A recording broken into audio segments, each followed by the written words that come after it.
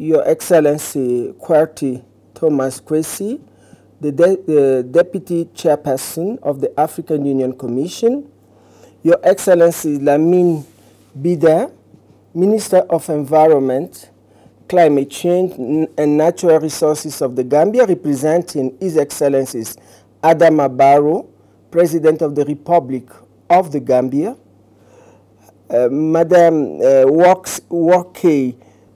Mr. Workey, Jebeyu, Executive Director, Secretary, Intergovernmental Authority on Development, IGAD, Her Excellency Ambassador Catherine Mwangi, Ambassador of the Republic of Kenya to the Federal Republic of Ethiopia and Permanent Representative to the African Union, and Chairperson of the African Union PRC Subcommittee on Environment, Mrs. Mani Mizutori, United Nations Representative of the Secretary General on Disaster Risk Reduction,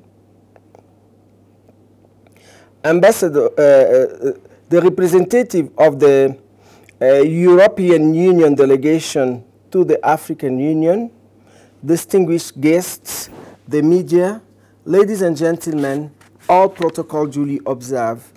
It is my pleasure, Excellencies, to welcome you to the launch of the inaugural African Biannual Report on Disaster Risk Reduction prepared by the African Union Commission in collaboration with major partners and member states. Let me begin by thanking profoundly His Excellencies Adama Barrow, the President of the Gambia, for agreeing to partner with us in organizing these events, and His Excellency Musa Faki Mohammed for gracing his occasion is being represented by our DCP, Ambassador Kwesi. I also want to congratulate all African Union member states and regional economic community who participated in the compilation of the report for the successful completion of this inaugural report. Today's occasion is no doubt taking place at a very challenging time for both Africa and the world, as the novel coronavirus COVID-19 outbreak continues to accelerate in recent years. The African Union once again sympathizes with all the families that have lost their loved one in this pandemic. Africa has been at the forefront of the development of DRR, Disaster Risk Reduction Policy Agenda. In 2004, the African Union member states developed the African Regional Strategy on Disaster Risk Reduction. A program of action for the implementation of the strategy was developed and was subsequently revised to be aligned with the global YOGO Plan of Action, which has a framework of 2005 and 2015. The Sendai Framework for Disaster Risk Reduction was adopted as the global framework in 2015, and it's replaced by YOGO's Plan of Action. Africa was the first continent to develop the program of action for the implementation of the Sendai Framework. This program of action was adopted by the head of state and government during the January 2017 Assembly. In 2018 in Tunisia, the high-level ministerial meeting for disaster risk reduction adopted a monitoring and reporting framework for the program of action that was developed by the African Union Commission. This framework seeks to facilitate monitoring and reporting on the implementation of the program of action. The high-level ministerial meeting further tasked the African Union Commission to develop the biannual report on the implementation of the Program of Action using the monitoring and reporting framework.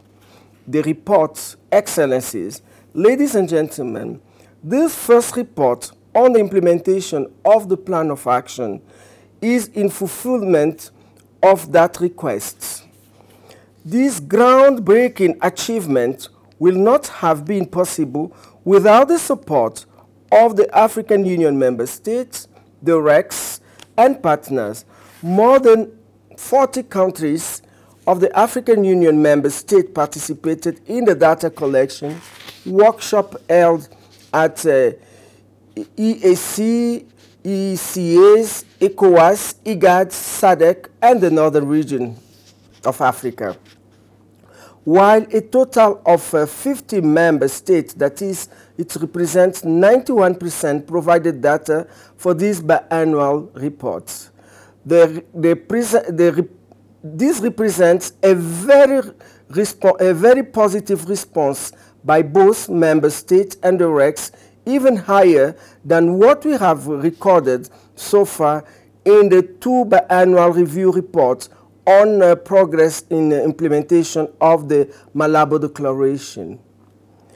Review reports on progress in implementation of the Malabo Declaration, The African Union Commission would like to congratulate and thank the member states and the RECs for this accomplishment.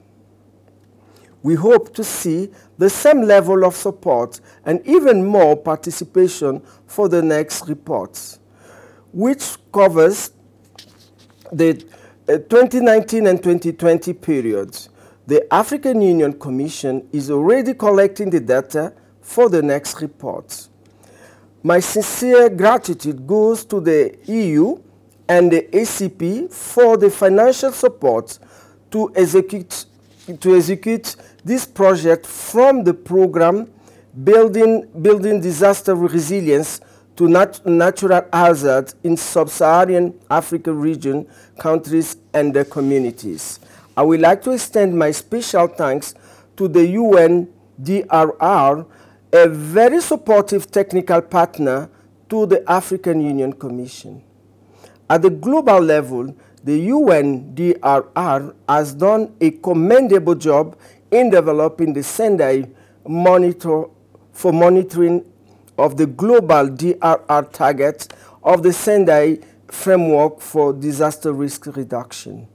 The UNDRR Office for the African region has worked tirelessly to provide training and guidance to both the African Union Commission and member states on the Sendai monitor. While the Sendai monitor is a very powerful tool for tracking disaster losses and the progress in implementing the global DRR targets of the Sendai framework of DRR, a key challenge that we noticed during the development of this biannual report was the low level of reporting on the Sendai monitor. I would like to take this opportunity to encourage our member states to strengthen their reporting on the Sendai monitor. It is only when we rigorously collect and analyze the data on disaster that we can evaluate the real impact of disaster on our continent. Up-to-date and disaggregated data is an essential tool for any policy development process. Before I conclude, Excellencies, ladies and gentlemen, may I bring to your attention a few issues that were raised in this inaugural report. First, the report points out that allocation of resources to DRR still remains low. This is in spite of the acknowledgement by the African Union member states that DRR is an important issue. I urge member states to translate the political will into more practical action by increasing resources allocation to DRR, we need to fund a substantial part of DRR from internal resources, that is from domestic resources. Second, the report indicates that only few countries and RECs have enabling DRR legislation in place. The African Union Commission would like to urge member states to develop legislation to empower their DRR institutions. This is particularly important as disasters are beginning to be a norm in Africa. The COVID-19 pandemic is a case in point. Strong legislation and policy will ensure effective coordination and resource allocation for response and recovery efforts.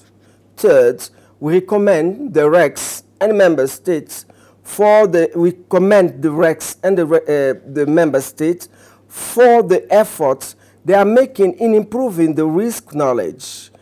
Many capacity building activities, including knowledge network, have been formed, and countries are making steady progress in curriculum development for DRR. Most efforts, however, are centered in natural hazard. With a lesson from the ongoing COVID-19 pandemic, I would like to strongly encourage the member states to extend risk knowledge to the risk beyond natural hazards. The COVID-19 pandemic has opened our eyes to the needs in incorporate epidemics in our risk profile. I hope the next report will be full of lessons learned and good practices in this regard.